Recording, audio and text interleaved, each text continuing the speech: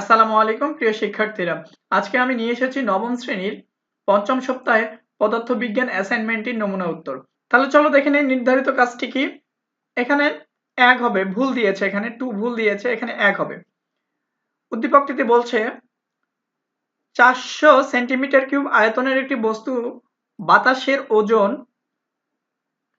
19.6 Newton, পানিতে নিমজ্জিত করলে বস্তুটির ওজন হয় 15.68 নিউটন।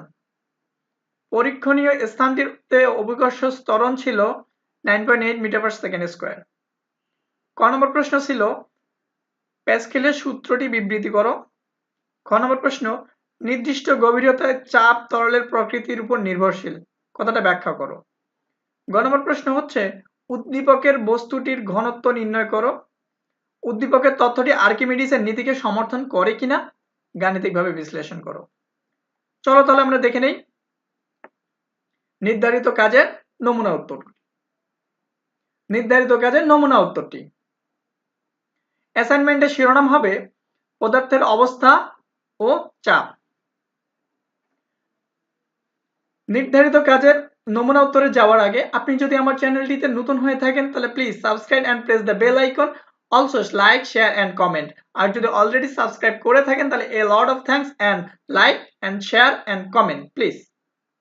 ক এর উত্তর প্যাসকেলের সূত্র। আবদ্ধ পাত্রে তরল বা বায়বীয় পদার্থের কোনো অংশের উপর বাইরে থেকে চাপ প্রয়োগ করলে সেই চাপ কিছুমাত্র না কমে তরল বা বায়বীয় পদার্থের সব দিকে সমানভাবে সঞ্চালিত হয় এবং তরল বা বায়বীয় পদার্থের সংলগ্ন পাত্রের গায়ে লম্বভাবে ক্রিয়া করে। এটা আমার চ্যানেলের লোগো। খ নম্বর প্রশ্নের উত্তর আমরা জানি চাপ সমান এইচ রো জি। এখানে এইচ হচ্ছে তরলের গভীরতা, রো হচ্ছে তরলের ঘনত্ব, জি হচ্ছে অভিকর্ষ ত্বরণ। কোন নির্দিষ্ট স্থানে জি ধ্রুবক এবং নির্দিষ্ট গভীরতা ধ্রুবক। অতএব আমরা বলতে পারি চাপ ঘনত্বের সমানুপাতিক। যেহেতু বিভিন্ন তরলের ঘনত্ব বিভিন্ন, সেহেতু নির্দিষ্ট গভীরতায় তরলের চাপও বিভিন্ন। তাই বলা যায় নির্দিষ্ট গভীরতায় চাপ তরলের প্রকৃতির উপর নির্ভরশীল। গ নম্বর প্রশ্নের উত্তর উদ্দীপক হতে পাই বস্তুর আয়তন V is equal to 400 centimetre cube. তো এটা ইকুয়াল টু 4 × 10⁻14 মিটার কিউব। মূল কথা হচ্ছে এই 400 মিটার কিউবকে মানে 400কে আমরা যদি তিনটা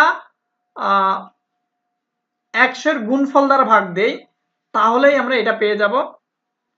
এরপর হচ্ছে বাতাসে বস্তুর ওজন হচ্ছে ওরা দিয়ে দিয়েছিল 19.6 নিউটন, অভিকর্ষ ত্বরণ 9.8, আর বস্তুর ভর আমরা ধরে নিলাম m এবং বস্তুর ঘনত্ব ধরে নিলাম রো।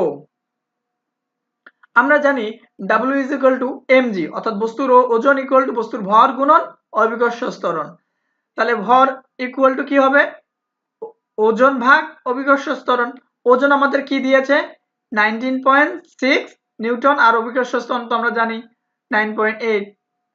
তো এখান থেকে আমার বস্তুটার ভর বের হলো কি 2 কেজি। আবার আমরা জানি কোন বস্তুর ঘনত্ব সমান বস্তুর ভর ভাগ আয়তন। তো বস্তুর ভর কত আমরা 2 কেজি পেয়েছি এবং বস্তুর আয়তন পেয়েছি কত 4 × 10⁻⁴ কেজি পার মিটার কিউব। অতএব এটা ক্যালকুলেশন কমপ্লিট করলে আসে 5000 কেজি পার মিটার কিউব। অতএব বস্তুর ঘনত্ব ছিল 5000 কেজি পার মিটার কিউব। ঘ এর উত্তর দেওয়া আছে বস্তুর ওজন V is equal to 400 metre cube. So এটা আমরা তো অলরেডি করে ফেলেছি কিভাবে করতে হয়। বস্তুতে বাতাসে ওজন হচ্ছে 19.6 নিউটন, পানিতে বস্তুর ওজন দিয়েছিল আমাদের 15.68 নিউটন, অভিকর্ষ ত্বরণ G equal to 9.8 metre per second square, পানির ঘনত্ব 1000 কেজি পার মিটার কিউব আমরা এটা জানি। বস্তুর পানিতে আপাত হারানো ওজন সমান বাতাসের ওজন বিয়োগ পানিতে ওজন। তাহলে বাতাসের ওজন এত, পানিতে ওজন এত, এটা থেকে বিয়োগ করলে আসলে কতটুকু ওজন হারাইছে 3.92 নিউটন। দুঃখিত, এটা ডাবল হয়ে গেছে, এটা দুইবার লেখা হয়ে গেছে। এবার আমরা বস্তুর সমায়তন পানির ওজন বের করব। তাহলে আমরা জানি এটা সমান mg, আর m ইকুয়াল টু আমরা জানি রো ভি বা ভি রো, তাহলে জি।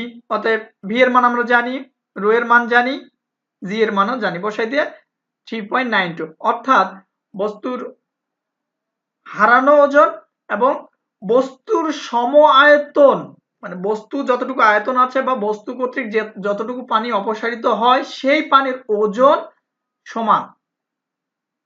যেহেতু বস্তুর সম আয়তন পানির ওজন এবং বস্তুর পানিতে আপাত হারানো ওজনের সমান, অর্থাৎ বস্তুর হারানো ওজন এবং বস্তু কর্তৃক অপসারিত পানির ওজন সমান, তাই উদ্দীপকটি আর্কিমিডিসের সূত্রকে সমর্থন করে। ধন্যবাদ সবাইকে। আমি আবারও বলছি, যদি আপনি আমার চ্যানেলটিকে অলরেডি সাবস্ক্রাইব করে থাকেন তাহলে a lot of thanks, please comment, share, like. আর যদি সাবস্ক্রাইব করে না থাকেন তাহলে please subscribe and press the bell icon for next new videos. Thank you everyone.